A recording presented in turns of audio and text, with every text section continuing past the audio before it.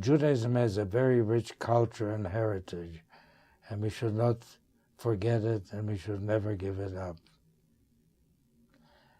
And the more you learn about it, the more you will feel part of it. That's how I feel. I can tell you, in my lectures on this subject, one high school student asked me a very interesting question.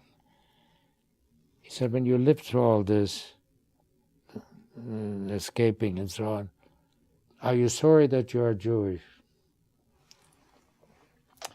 I said, that's a very interesting question. I can only answer that I'm very proud of my heritage and culture.